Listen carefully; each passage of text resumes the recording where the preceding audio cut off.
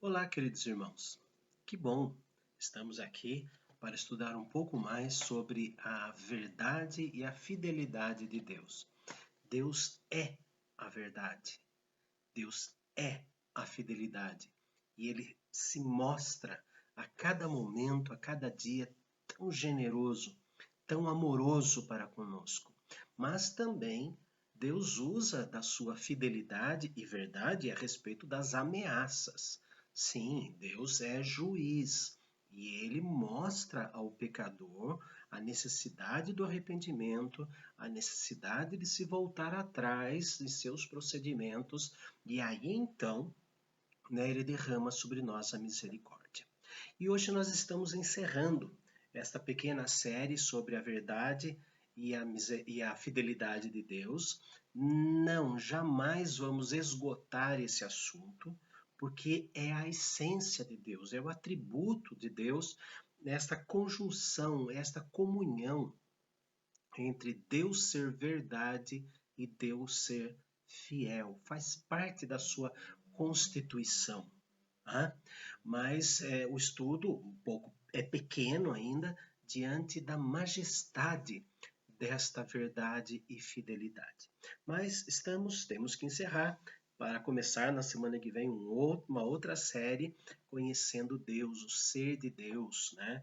Fica bonito dizer assim, teontologia, mas nós vamos aqui estudar hoje a quinta parte, o quinto vídeo, que fala sobre a relação dos salvos com a verdade de Deus. Nós recebemos a verdade, nós recebemos a fidelidade de Deus, mas nós temos que repartir esta fidelidade e esta verdade. Mas o que cabe a nós nesta oferta que Deus faz a cada instante? Salmo 31, versículo 5. Salmo 31, versículo 5. Nós vemos dizendo assim, 31, versículo 5. Nas tuas mãos entrego o meu espírito. Tu me remiste, Senhor, Deus da verdade. A confiança absoluta na verdade. Nas tuas mãos entrego o meu espírito. Tu me remiste, Senhor Deus da verdade. É uma palavra profética, né? Jesus disse isso na cruz do Calvário, mas também é uma palavra para nós. Nós temos que confiar na verdade, na palavra da verdade, porque Deus nos redime e por isso podemos e devemos entregar nas mãos dele o nosso espírito. Tito, carta de Paulo a Tito, capítulo 1, versículo de número 2. Carta de Paulo a Tito, capítulo 1, versículo número 2. Na esperança da vida eterna, que o Deus que não pode mentir, é verdadeiro, promete antes dos tempos eternos. Na esperança da vida eterna, que o Deus que não pode mentir, prometeu antes dos tempos eternos. Como é bom saber que nós podemos confiar nesse Deus que vem mantendo a verdade que Ele colocou desde antes dos tempos eternos, a nossa remissão, a nossa salvação, desde antes dos tempos. E com fidelidade a esse pacto, a esse amor que Ele tem por nós, Ele mantém esta verdade até o nosso momento de entrar nos céus e receber a concretização desta bênção. Confiar nela, a nossa relação de salvos com a verdade de Deus e com o Deus que é verdadeiro é confiar, depositar a nossa alma, depositar o nosso viver nas mãos daquele que fez todas as coisas. Salmo 89, nós temos lido muitas vezes o Salmo 89, né? Ele é longo, 52 versículos, mas muito lindo. Seria bom que os irmãos pegassem esse texto, né, do Salmo 89 para estudar bastante, fazer grifos, enfim, é maravilhoso. E ele fala exatamente sobre a verdade e a fidelidade de Deus. No versículo 49, ele diz assim: que é feito o Senhor das tuas benignidades de outrora, juradas a Davi por tua fidelidade, pleitear em oração. Nós pleiteamos, nós pedimos que Deus manifeste a sua verdade, manifeste a sua fidelidade em nós. Não, o texto não está falando que temos que abusar disso. Que é feito, Senhor, das tuas benignidades, da tua fidelidade, como se estivesse jogando em cara que Deus está fazendo vistas grossas. Não é isso. O texto do Salmo sempre nos ensina a colocar a nossa ansiedade diante de Deus. Ele conhece toda a nossa ansiedade, é o Salmo 38.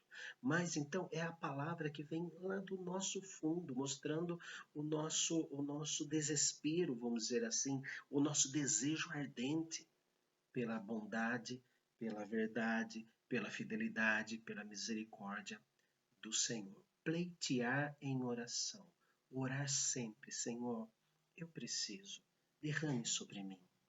Segundo livro das Crônicas, capítulo 6. Segundo livro das Crônicas, capítulo 6, versículo de número 17. Segundo livro das Crônicas, capítulo 6, versículo 17. Nós vemos essa terceira relação, orar por sua manifestação para conosco. Segundo livro das Crônicas 6, 17. Agora também, ó Senhor Deus de Israel, cumpra-se a tua palavra que disseste a teu servo Davi. Senhor, põe em prática. Senhor, manifesta a tua verdade. Senhor, manifesta a tua fidelidade sobre mim. Eu estou precisando, eu sou errado, eu preciso que o Senhor fortaleça a minha família. Que o Senhor fortaleça o meu trabalho. Que o Senhor fortaleça a minha saúde, saúde mental, saúde emocional, principalmente a saúde espiritual. Senhor, se o Senhor não estabelecer as coisas que eu coloco no meu trabalho, se o Senhor não estabelecer o meu trabalho, de onde eu vou tirar o sustento? É em ti que eu reconheço, é em ti que eu busco, é na tua promessa, na tua verdade, na tua fidelidade que eu busco o fortalecimento da minha vida. Eu não confio em mim, eu confio em ti. Em outras palavras, é isto que nós vemos aqui no texto, Salomão, né, entregando o templo, orando o templo, ele fala: Senhor, o que o Senhor prometeu com meu pai, né, estabelece. Orar pedindo a manifestação da verdade e da fidelidade de Deus para conosco. Segundo livro escrito por Samuel. Segundo livro escrito por Samuel, capítulo 2, versículo de número 6. Davi é aclamado rei de Israel. E Davi, então, fala assim no segundo livro de Samuel 2, versículo 6. Agora, pois, o Senhor use convosco de misericórdia e fidelidade. Eu vos recompensarei este bem que fizestes. Oração pela verdade, pela misericórdia e pela fidelidade de Deus na vida dos outros. Sim, nós não podemos ser egoístas em pedir só a verdade de Deus na nossa vida, a fidelidade, a misericórdia, mas pedir pelos outros também. Isso mostra que nós somos parte do mesmo corpo de Cristo. Nós somos membros uns dos outros. A comunhão deve ser estreita no sentido de bem apegada. Por isso que é muito triste, é muito pecaminoso, rancor entre irmãos em Cristo. É como se a mão não gostasse, pelo contrário, odiasse os pés. Sem os pés, como é que a mão vai fazer alguma coisa que está longe dela? Não tem como. Nós somos o corpo de Cristo. Então nós temos que orar pela fidelidade de Deus, pela bondade de Deus, pela verdade de Deus, pela misericórdia de Deus na vida do nosso próximo. Sim, não orar para que ele se dê mal.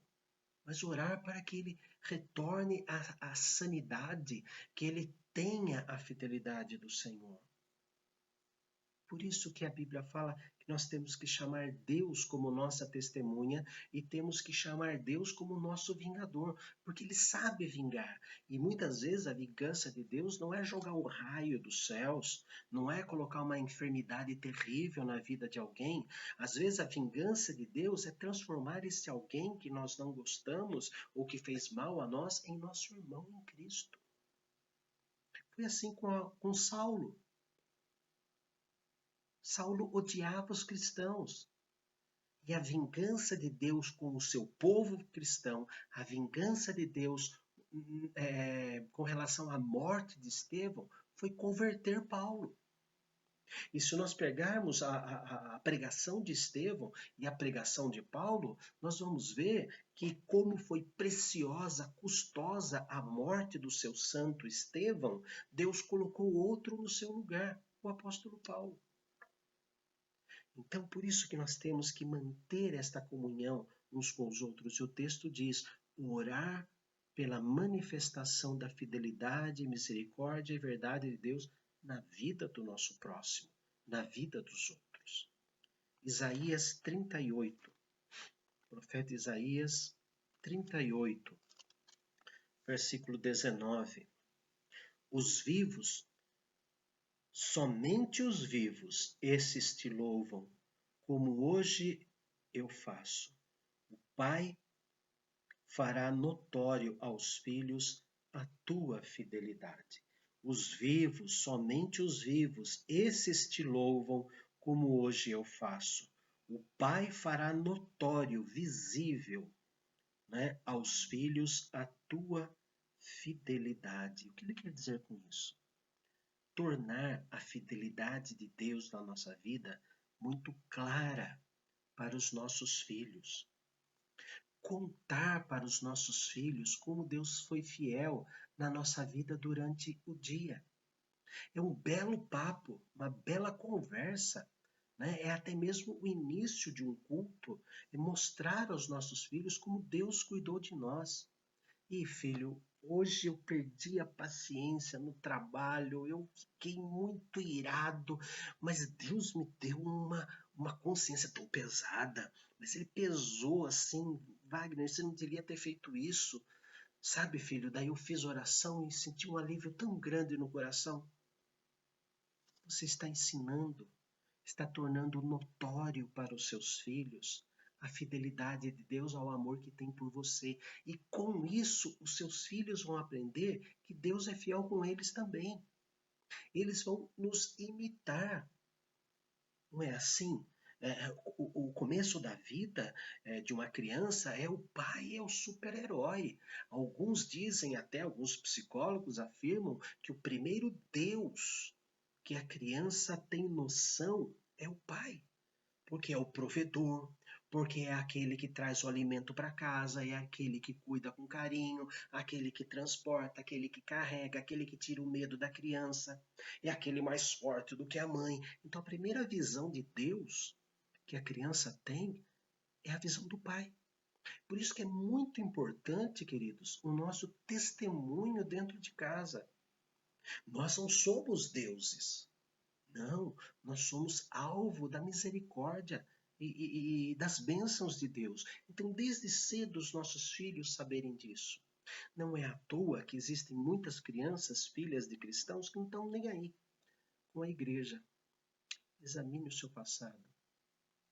Vê se na hora do almoço, veja se na hora do almoço você compartilhava o que aprendeu na sua classe de escola dominical e pede para os filhos compartilhar, ou na hora do almoço a gente comia o fígado de alguém da igreja.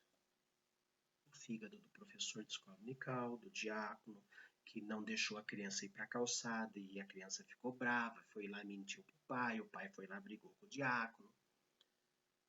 A aula do presbítero foi ruim, ele pegou no meu pé, o sermão da manhã, o pastor estava sabendo de tudo, esmagou o meu pé, pegou na minha ferida. Será que é assim? Nós comemos o fígado dos nossos irmãos no almoço? ou deveríamos compartilhar o que aprendemos? Agora, em pandemia, melhor ainda.